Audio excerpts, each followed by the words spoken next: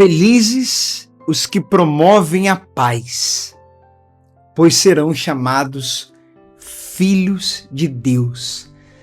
Mateus capítulo 5, versículo 9.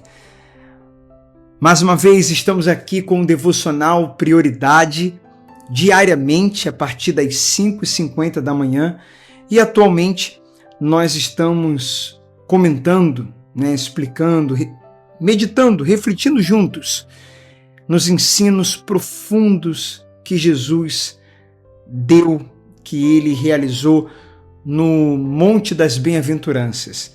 Esse discurso, esses ensinos, ficou conhecido como o Sermão do Monte. Eles estão no livro de Mateus, melhor dizendo, nos capítulos 5, 6 e 7. E nessa mensagem, nesse sermão, Jesus inicia falando das bem-aventuranças. Por isso o nome do monte, o Monte das Bem-aventuranças. Na tradução que nós estamos usando, tem o nome bem-aventuranças, está felizes, porque esse é o significado, Então, felizes os que promovem a paz. O versículo de hoje fala sobre isso. Em muitas traduções está bem-aventurados os pacificadores, pois serão chamados filho de Deus ou filhos de Deus. Bem, já comentando então, refletindo aqui nessa palavra, o que são os pacificadores? Quem são esses que pacificam? São aqueles que promovem a paz. São os fazedores da paz. Aqueles que se esforçam para impedir contendas, para impedir os conflitos. E se eles acontecem, são esses que vão apaziguar, são esses que vão tentar acalmar os ânimos e promover a paz através da reconciliação. São esses que usam a sua influência para reconciliar partes opostas, para impedir hostilidades, para impedir brigas, desavenças, isso na família, no trabalho, na igreja, em qualquer lugar. E toda pessoa que age dessa maneira, que é assim, ela é porque o Espírito Santo lhe capacitou. Jesus, dentro dela, através do Espírito Santo, lhe capacita a ser assim. Ela se torna parecida com Jesus. E eu digo isso porque foi exatamente isso que Jesus fez quando veio à Terra. Ele veio reconciliar o homem com Deus, a humanidade com Deus, com Ele mesmo, E essa reconciliação vem com Ele assumindo a culpa que a humanidade tinha, assumindo os pecados, sem Ele ter culpa nenhuma, sem Ele ter tido sem Ele ter cometido nenhum pecado. E por amor, por puro amor, Ele vai então para a cruz, se sacrifica. Antes, esse é o contexto, Antes, a culpa, havia os sacrifícios de animais, e toda a culpa e o pecado que a pessoa cometeu, ou vinha cometendo, e a culpa que ela tinha devido ao pecado cometido, era transferido para o animal. E o animal era sacrificado, o animal era morto, e com isso, então, aquele pecado morria e a pessoa era perdoada e livre daquela culpa. Porém, livre momentaneamente, porque logo em seguida ela pecava de novo.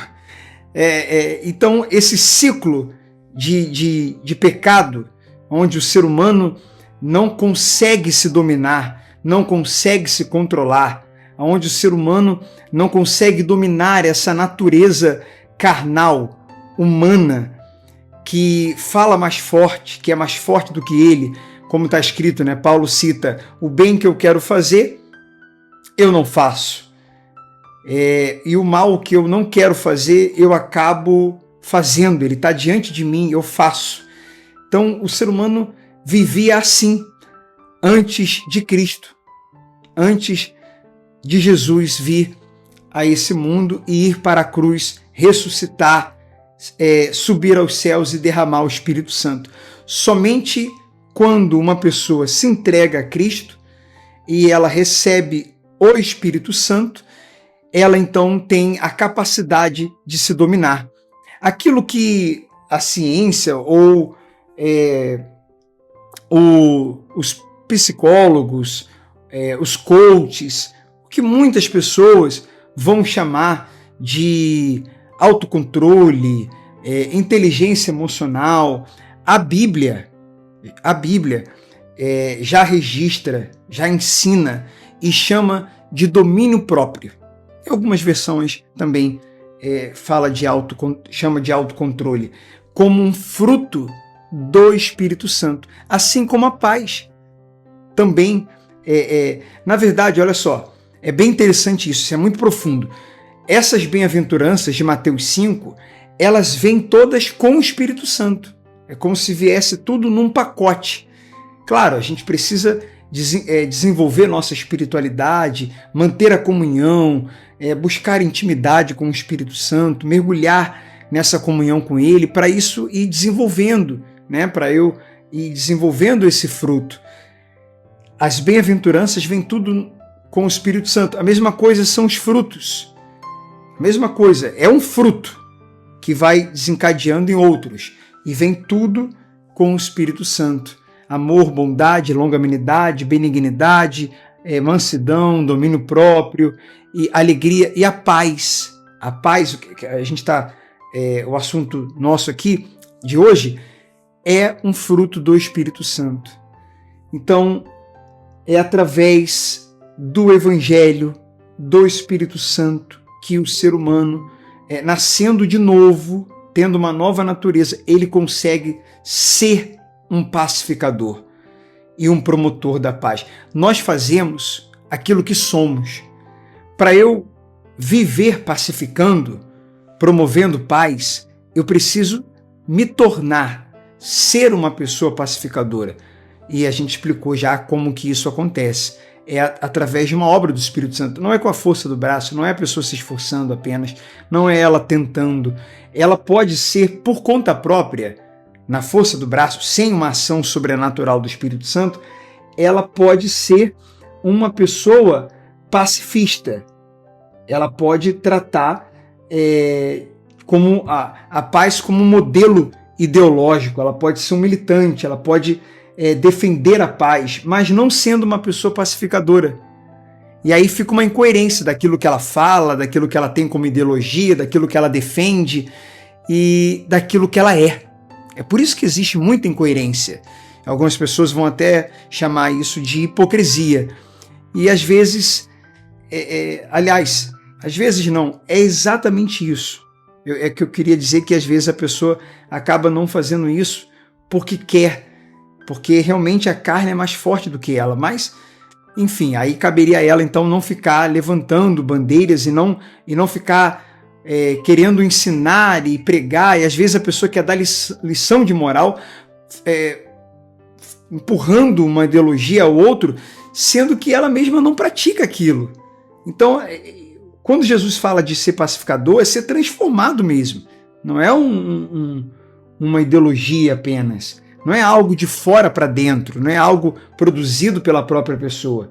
É, como nós explicamos, produzido pelo Espírito, é algo que vem de dentro para fora, de dentro para fora.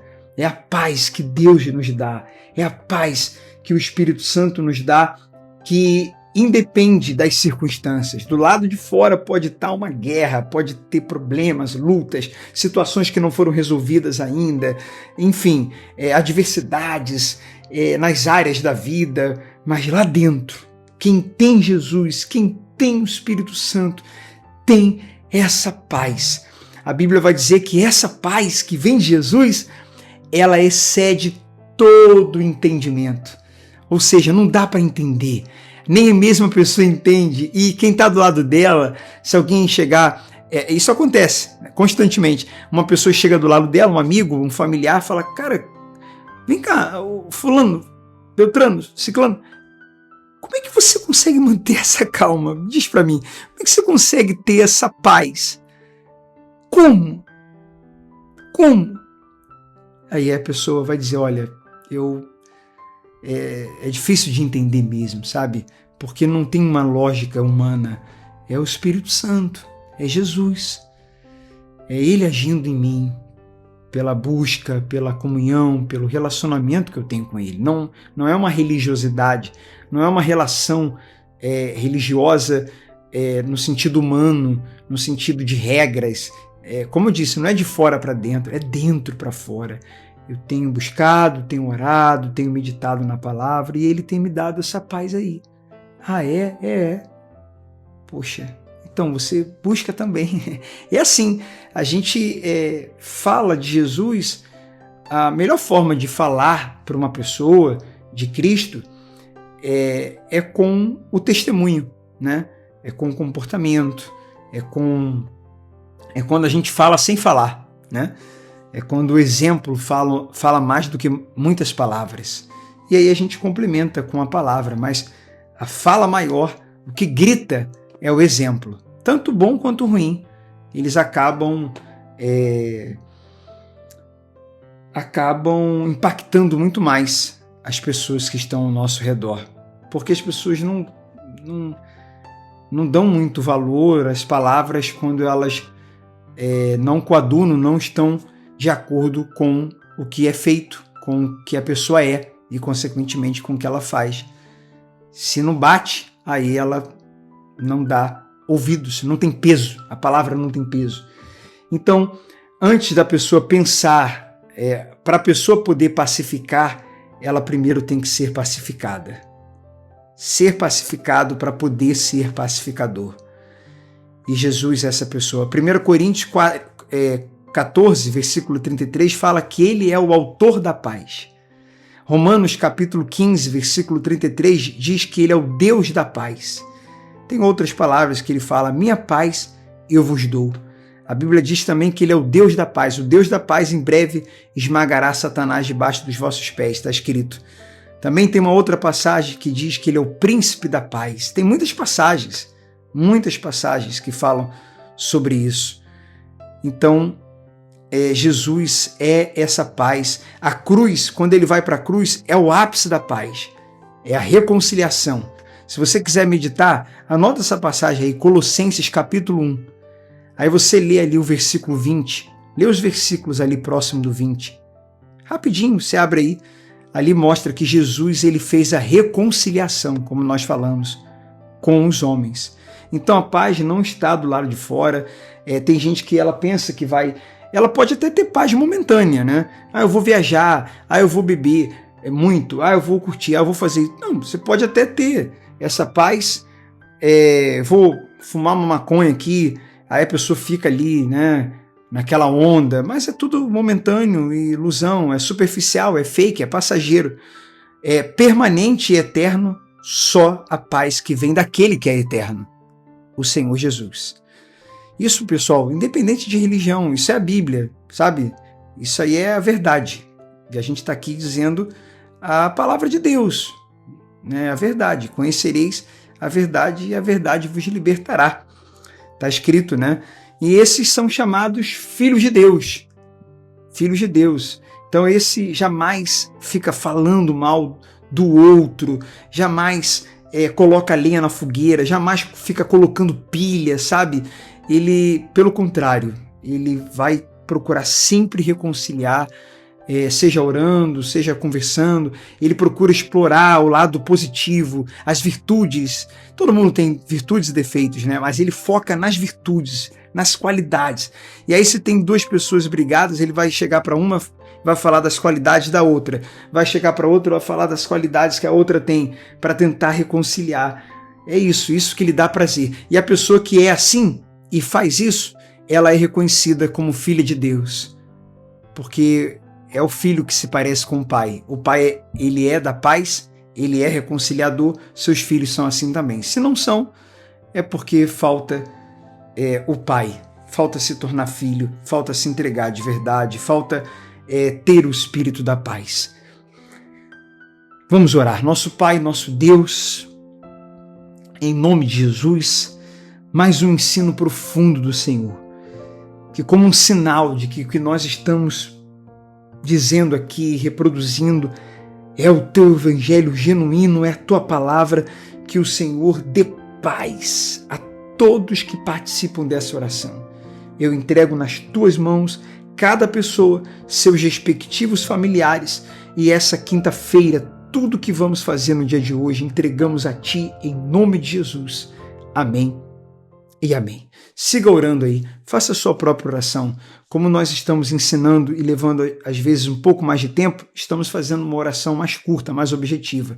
Mas você pode seguir orando aí. Deus abençoe, um grande abraço, um excelente dia e até o próximo devocional.